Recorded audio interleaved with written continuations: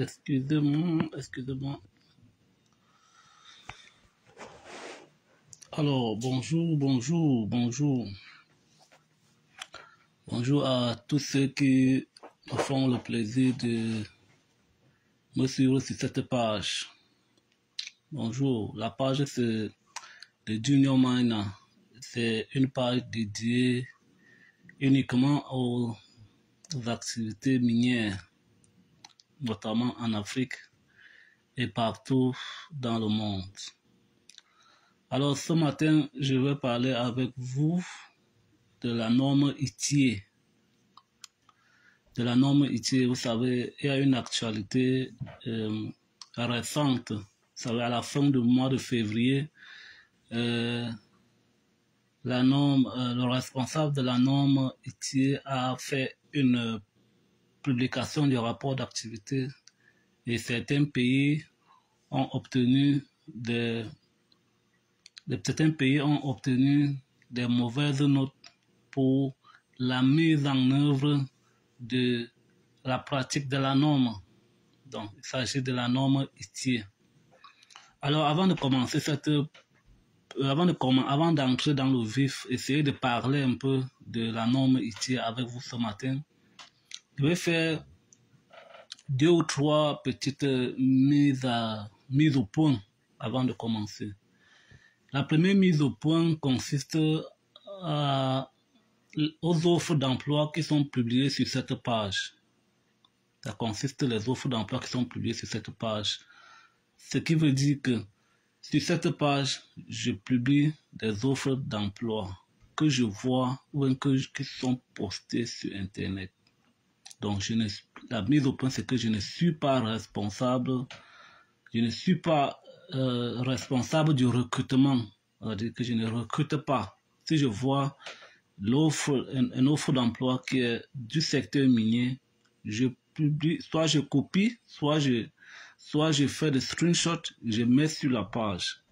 Maintenant, ce que vous avez à faire, vous, ce n'est pas de m'envoyer. Je m'assure généralement que j'ai toutes les adresses là où vous pouvez postuler. Par exemple, si je prends une offre d'emploi, je vais m'assurer qu'il y a l'adresse email de la société ou de l'agence qui est en train de recruter. Donc, ce n'est pas moi qui suis en train de recruter. Donc, prenez la peine de lire tout l'offre d'emploi. Vous allez voir généralement en bas de l'offre, il y a toujours une adresse email par lequel vous pouvez envoyer votre CV. Donc, c'est pas la peine de m'envoyer votre CV. C'est pas la peine de m'envoyer des tonnes de messages me disant vous êtes à la recherche de l'emploi. Est-ce que je ne peux pas vous recruter? Non. Si je vois une offre d'emploi, je copie ou alors je télécharge et puis je viens transmettre sur cette page. C'est la mise au point. Donc, c'est pas la peine. C'est pas la peine de m'envoyer vos CV. Non, ne m'envoyez plus vos CV. Et prenez la peine de lire les posts. J'ai toujours dit que je ne suis pas une agence, je ne place pas les gens. Je ne place pas les gens pour le moment. Peut-être que ça pourra arriver, mais pour le moment, je ne place pas les gens. Ça, c'est d'un. La deuxième des choses consiste à... La deuxième mise au point consiste à... par rapport à tout ce que je dis ici, que je suis en train de... Par rapport aux produits que je demande aux gens de me contacter à propos. Il s'agit notamment des explosifs, des concasseurs, des tiges, et des taillants, des agrafes, des plans de traitement pour vos différents minéraux, parfois qui peuvent être l'or, le diamant, le cuivre, le cobalt, le coltan, le zinc, le lithium, le fer et autres. En réalité, je ne suis pas un vendeur. Je ne suis pas un vendeur parce que des gens parfois me demandent est-ce que tu es sûr que tu peux livrer notamment l'explosif. L'explosif, je vais faire la mise au point par rapport aux explosifs. L'explosif, si vous me contactez que vous voulez les explosifs, il faut que vous ayez, dans tous les pays au monde entier, pour acheter l'explosif, il faut que vous ayez d'abord l'autorisation d'achat d'explosifs du pays dans lequel vous voulez utiliser les explosifs. Ça, c'est l'élément premier d'abord. Si vous n'avez pas l'autorisation d'achat d'explosifs du pays dans lequel vous voulez utiliser l'explosif, ce n'est pas la peine de me contacter pour me dire je veux les explosifs. Je ne vais jamais, même d'abord, vous écouter ou alors perdre le temps à discuter avec vous. Donc, il faut que vous ayez d'abord cet élément d'abord, dans tous les pays du monde entier qui commercialisent l'explosif ou qui utilisent. Il faut que vous ayez, il y a d'abord une réglementation sur les explosifs. Donc, ce n'est pas la peine de me demander est-ce que tu es sûr que tu peux livrer des explosifs. Si tu es un terroriste et que tu veux acheter des explosifs pour aller faire le terrorisme avec, tu vas l'acheter ailleurs. Parce que moi, je ne vais jamais te faire une mise en relation tant que le préalable n'est pas vérifié. Tous ces produits, que ce soit les concasseurs, que ce soit les agrafes, que ce soit les taillants, que ce soit les tiges, que ce soit les solutions de traitement pour vos minéraux, je ne vends pas. Je vais juste, si vous me contactez, c'est pour que je vous fasse une mise en relation avec mes contacts, avec mon carnet d'adresse.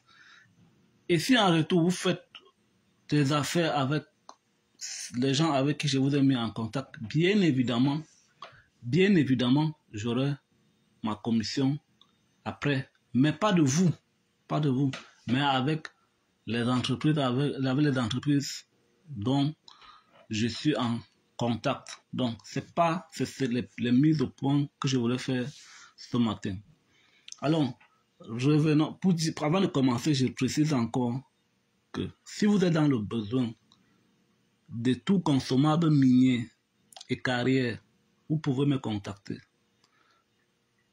Il s'agit de l'explosif, notamment. Il faut que vous ayez d'abord l'autorisation d'achat d'explosifs dans le pays auquel vous voulez acheter les explosifs. Pour le concasseur, les taillants, les tiges de foration, les agrafes et bien d'autres. Pour les plans de traitement de vos différents minéraux, que ce soit, ou alors les solutions de traitement pour vos différents minéraux, il s'agit du cuivre, de l'or, du diamant, du cobalt, du coltan, du fer, du lithium. Si vous connaissez quelqu'un qui est dans le besoin de tout ce que je viens de citer, ou alors autre chose que je n'ai pas cité, vous pouvez me contacter. Qui concerne le domaine minier, vous pouvez me contacter. Je vais vous faire une mise en relation. Vous n'êtes pas obligé d'acheter quand on fait la mise en relation avec vous auprès d'une entreprise. Vous n'êtes pas obligé d'acheter, non. Vous pouvez discuter. Si ça ne vous intéresse pas, vous allez acheter ailleurs. Donc, mon numéro est dans la description de cette vidéo. Mon numéro est dans la description. Mon numéro WhatsApp est dans la description de cette vidéo. C'est le 000 237 670 93 76 87. Ça, c'est mon numéro WhatsApp par lequel vous pouvez me contacter. Alors, ce matin, j'ai publié sur cette page et dans d'autres groupes auxquels je suis associé plusieurs choses concernant l'ITIE. Vous savez, comme je disais à l'entame de mon propos, certains pays, notamment Madagascar, le Ghana, le Cameroun, la Mauritanie et un autre pays là que je ne parviens pas à prononcer son nom, alors localisé dans la sphère, ont écopé ont obtenu des mauvaises notes en ce qui concerne la mise en œuvre de la norme ITIE. C'est quoi ITIE? ITIE, c'est une norme internationale dans le secteur minier. C'est une norme internationale dans le secteur minier. ITIE, que vous entendez, que vous allez voir, c'est un sigle, n'est-ce pas? ITIE, c'est un sigle. C'est I-T-I-E. C'est ça l'ITIE. Alors, s'il faut maintenant décomposer tout le sigle, ça veut dire que I veut dire tout simplement initiative T, transparence, I, industrie et E, extractif. Donc, on donne comme définition à l'ITIE l'initiative pour la transparence dans les industries extractives. Donc, c'est ça l'ITIE. Donc, c'est une norme internationale qui est réservée uniquement aux industries extractives. C'est une norme, c'est comme partout dans tous les corps de métier, il y a les normes. Il y a les normes, il y a les réglementations, il y a le droit, il y a le droit, il y a tout. Donc, la mine aussi, l'industrie extractive aussi, doit se conformer à cette norme. Alors, la norme ITIE a été lancée en 2003 avec le soutien de plusieurs entreprises de ce secteur. En 2003, à Lancaster, par l'ancien Premier ministre britannique Tony Blair. Vous le connaissez certainement. Quelles sont les industries extractives dont il est question, dont la norme est intéressée? Il s'agit de l'industrie pétrolière, de l'industrie gazière et de l'industrie minière. Donc voilà les trois secteurs d'activité dont la norme ITIE est intéressée, s'applique. Pourquoi est-ce que on a lancé en 2003 la norme ITIE? C'est justement parce que le monde avait constaté que les pays dans lesquels on réalisait ou alors on faisait les exploitations ou alors on faisait les extractions de ressources naturelles, le citoyen lambda ne bénéficiait pas de retombées de l'extraction dans son pays.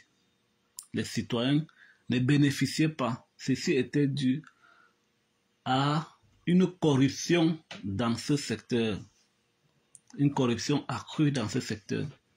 Donc, c'est pour cette raison que la norme, les gens se sont assis, les gens, ça veut dire que les hommes et les entreprises et les pays dans lesquels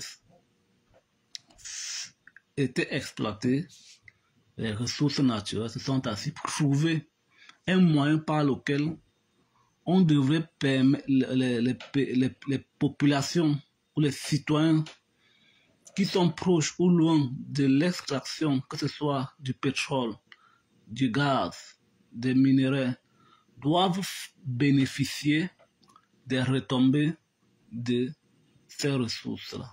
Parce que si on vient dans un pays, on exploite et le pays ne reçoit rien, après le pays restera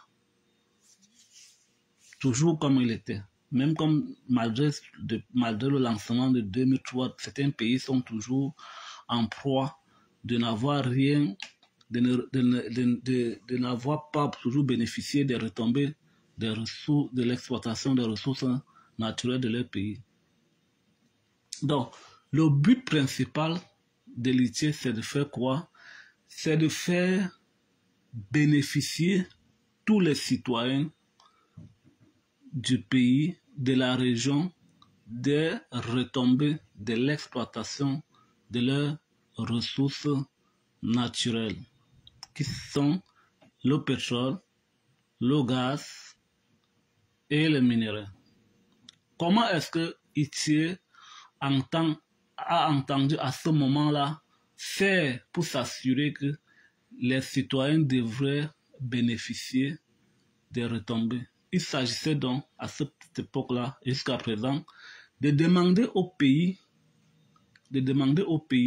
dans lesquels les ressources sont exploitées de publier systématiquement ce qu'ils reçoivent des industries extractives. De publier systématiquement ce qu'ils reçoivent des industries extractives. Ça veut dire quoi? Par exemple, vous savez, quand une société s'installe dans un pays, elle doit, que ce soit extractive, parmi les industries extractives, elle doit d'abord, premièrement, payer pour avoir le permis ou les autorisations. Le pays est obligé de publier ça.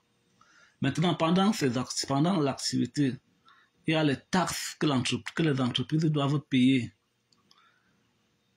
Le pays doit publier cela. Il y a le royalty que les entreprises doivent payer, que ce soit à n'importe quelle phase du cycle de vie d'une mine. Le pays, l'entreprise qui paye, doit publier et la société doit aussi publier ce qu'elle paye à l'État, n'est-ce pas? Donc, les deux doivent systématiquement publier. C'est-à-dire que la société doit publier tout ce qu'elle verse à l'État, que ce soit en biens matériels, que ce soit financièrement, que ce soit les œuvres sociales. La société doit publier et l'État doit publier aussi. Pourquoi on doit publier? On publie, quand une fois que c'est publié, le citoyen lambda, après avoir reçu tout cet argent, l'État doit rendre compte de ce qu'il a fait, de l'argent qu'il a reçu des industries extractives. C'est-à-dire, l'État doit systématiquement rendre compte aux citoyens. Parce qu'il y a des canaux, par rapport à cela, il y a un canal par lequel l'État communique. L'État communique généralement par la presse écrite et par une communication audiovisuelle. Donc, l'État doit rendre compte de ce qu'il fait de l'argent collecté ou reçu des industries extractives. Vous avez par exemple, que ce soit un bien matériel, vous avez par exemple suivi la société Eramet qui a abandonné ou alors qui n'a pas allé jusqu'au bout de l'exploitation, du processus d'exploitation du rutile d'Akonolinga, qui a dit qu'elle devait rétrocéder son usine de traitement sur le chantier à l'État du Cameroun contre un franc symbolique. Donc, la société écrit, la société doit rendre compte à l'État dans son site. L'État aussi doit publier ce qu'il reçoit comme argent des industries extractives. Donc voilà le but principal, c'est pour permettre aux citoyens de chaque pays de bénéficier, permettre aux citoyens du pays de bénéficier des retombées de l'industrie extractive. Alors, maintenant, vous pouvez me poser la question, comment est-ce qu'un pays fait pour devenir un pays mettant en œuvre la norme ITIE? Pour qu'un pays devienne un pays mettant en œuvre la norme ITIE, il faut déjà dire que désirer mettre la norme ITIE c'est facultatif pour chaque pays qui regorge de ressources naturelles. Ce n'est pas obligé.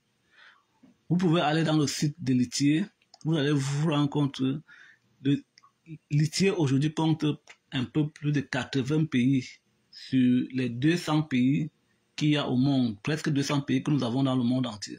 Donc ça veut dire que vous n'êtes pas obligé dans votre pays, le pays n'est pas obligé de mettre en œuvre la norme ITIE. Mais une fois que vous êtes engagé, vous pensez que la norme ITIE est utile et que vous décidez de la mettre en œuvre, il y a une certaine démarche à faire.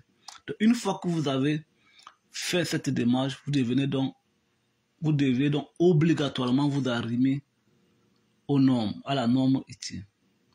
Donc, je veux dire que la norme ITIE, l'administration de la norme ITIE ici est totalement et absolument conférée à l'État dans lequel les industries extractives sont installées. C'est-à-dire que quand vous décidez de vous engager, la norme ITIE, le secrétariat international de l'ITIE vous laisse le soin d'administrer et de gérer votre processus de mise en œuvre à votre gré, mais en respectant bien sûr la norme, en respectant aussi bien sûr ce qui est prescrit dans la norme. C'est-à-dire que vous nommez vos responsables, vous constituez tout ce qui est demandé par vous-même, libre arbitre à vous de choisir qui vous voulez faire partie de l'équipe de laitier dans votre pays. C'est-à-dire que vous nommez le responsable. Maintenant, comment est-ce qu'un pays fait pour être admis à mettre en œuvre laitier? La première des choses qu'il faut faire, il y a des exigences à mettre sur pied. Quand vous décidez de mettre en œuvre la norme laitier, vous devrez d'abord prendre un engagement collectif du gouvernement. C'est-à-dire que le pays doit prendre un engagement collectif. Ce n'est pas une décision personnelle. Non, c'est un engagement collectif. Ça, c'est la première des choses. La deuxième des choses, c'est que les sociétés qui sont installées dans ce pays-là doivent aussi prendre un engagement de mettre en œuvre la norme laitier. La troisième des choses, c'est que la société civile doit aussi... Vous devez constituer une société civile qui doit aussi prendre les engagements de vous soutenir dans vos désirs de mettre en œuvre la norme laitier. Ça, c'est la troisième chose.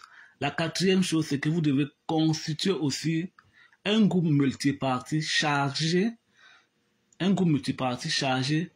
de suivre la mise en œuvre de la norme laitier dans votre pays. Donc, voici les exigences qu'un pays doit faire pour être un pays mettant en œuvre la norme laitier. Il faut premièrement l'engagement du gouvernement. Il faut l'engagement des sociétés de l'industrie extractive installée dans le pays. Il faut également l'engagement de la société civile.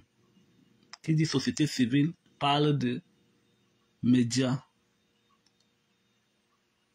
Qui parle de société civile parle de médias, parle de chercheurs, parle de l'individu lambda, parle des universitaires.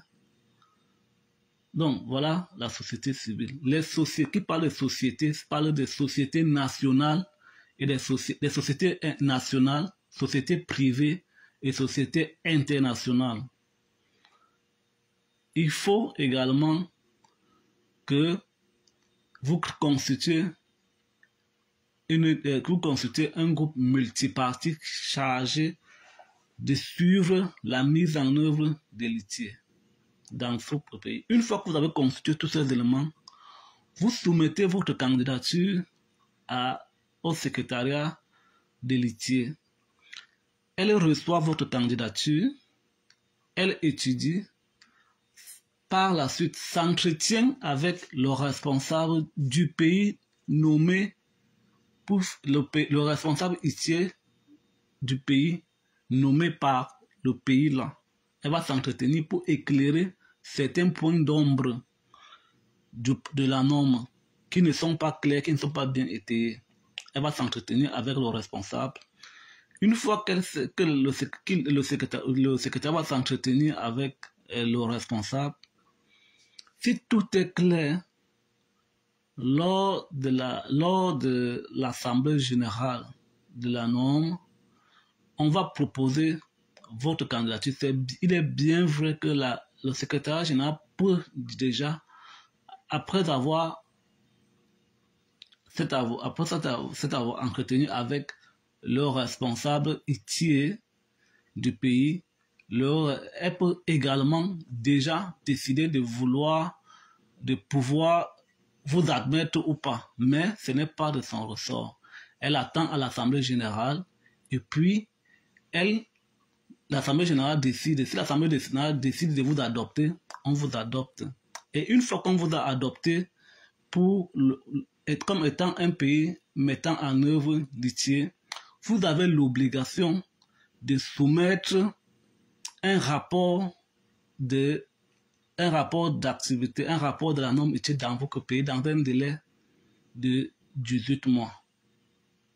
C'est ça, l'ensemble des procédures que vous devriez faire. Ce sont ces éléments que c'est ce que vous devriez faire pour être un pays mettant en œuvre la norme ITIE.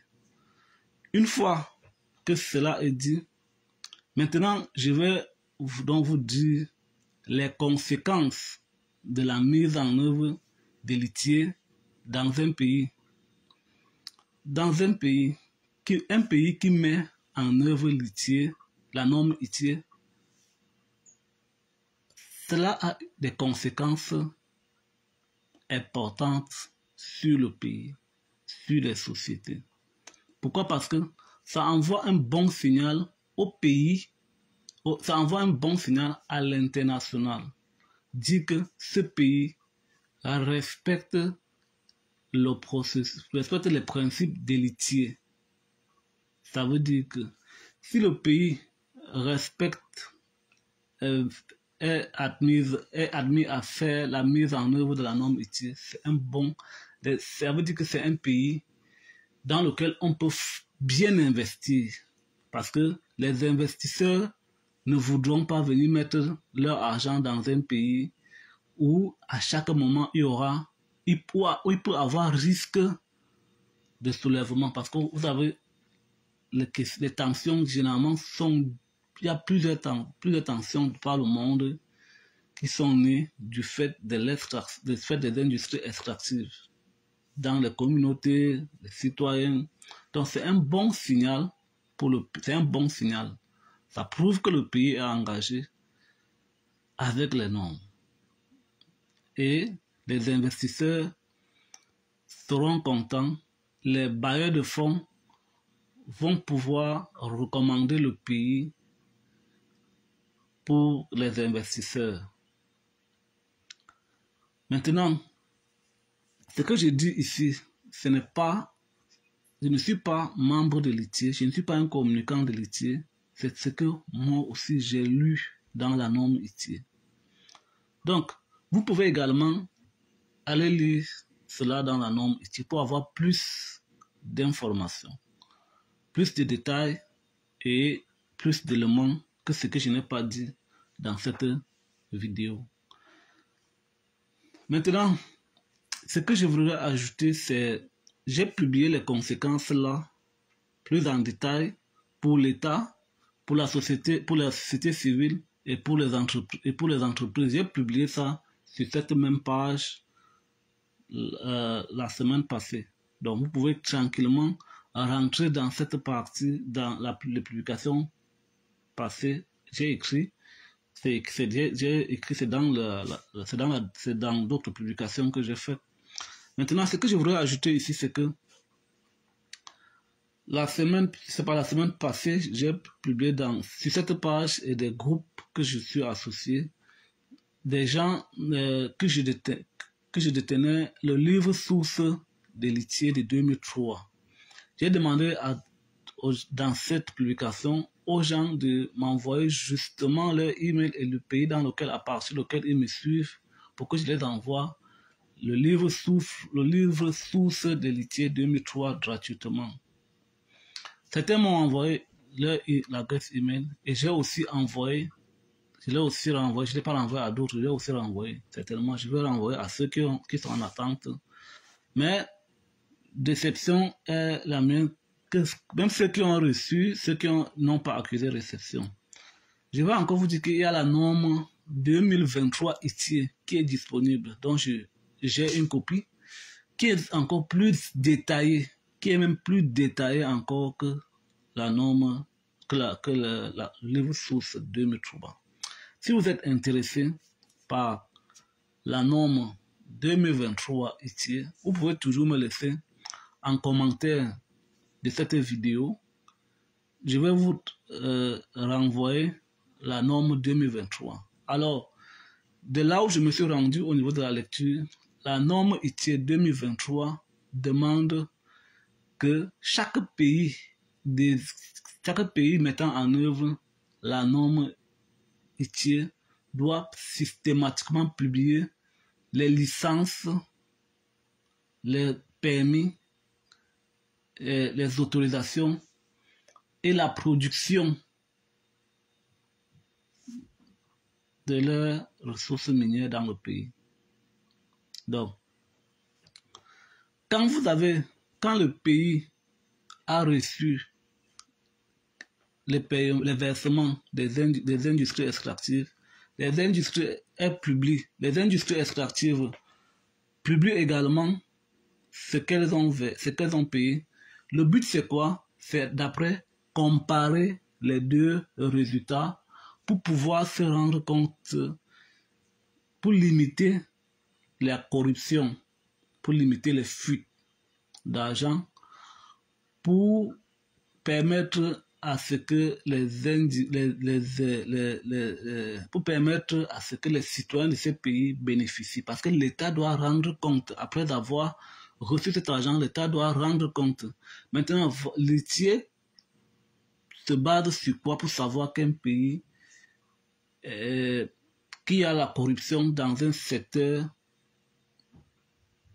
par rapport à la mise en œuvre de la norme ITIE? C'est en comparant les résultats, les reçus des versements, qu'on se rend compte qu'effectivement, si peut-être une société a versé peut-être 10 millions et l'État déclare qu'elle a reçu 5 millions, alors ça veut dire qu'il y a quelque chose qui ne va pas. Il y a 5 millions qui sont en train de se balader quelque part, on ne sait pas. Donc c'est pour cette raison que ITIE demande aux deux parties de pouvoir publier systématiquement ce qu'ils versent à chaque État. La société civile, à son tour, a le droit de communiquer sur ce sujet, de communiquer sur ce que font les deux parties. Est-ce que l'État a versé, est-ce que l'État a déclaré, est-ce que la société a versé, est-ce que la société a déclaré où est parti cet argent? Quand la société civile peut questionner, parce que les sociétés civiles peuvent être constituées de syndicalistes, des journalistes, des chercheurs, de plusieurs autres entités. Donc, la société civile a le droit de questionner pour pouvoir clarifier, permettre à l'individu, aux citoyens de savoir effectivement si réellement l'argent des industries extractives, ils bénéficient effectivement de cela. Par exemple, vous avez les pays qui ont reçu les mauvaises notes, vraiment c'est quelque chose qu'on ne peut pas comprendre. C'est un peu comme si vous avez payé l'école de votre enfant et après, à la fin d'année, l'enfant échoue et le maître dit que votre enfant a échoué parce que vous ne lui avez pas payé parce que vous n'avez pas payé le cahier, alors que vous avez acheté tous les cahiers à l'enfant. Vous avez mis tout. Quand un pays s'engage à mettre tous ces instruments en place, l'engagement de la société civile, l'engagement du gouvernement, l'engagement des sociétés après avoir de mauvaises notes, vraiment, quelque chose ne va pas. Il y a quelque chose qui ne va pas. Sur ce, je vous dis de passer un excellent après-midi, dépendamment de là où vous me recevez. Restez sur cette page. Je vous prie tout simplement de commenter, de liker, de partager, afin que cela puisse aider notre communauté. Si vous avez des suggestions à me faire par rapport à ce que je fais, vous pouvez toujours me laisser en commentaire votre avis. Si vous pensez qu'il y a quelque chose qu'il faut améliorer sur cette page, vous pouvez toujours me laisser votre avis en commentaire et je vais me faire le plaisir de lire et de vous répondre. Passez une très bonne journée. Surtout, restez focus. C'était l'ami Joseph.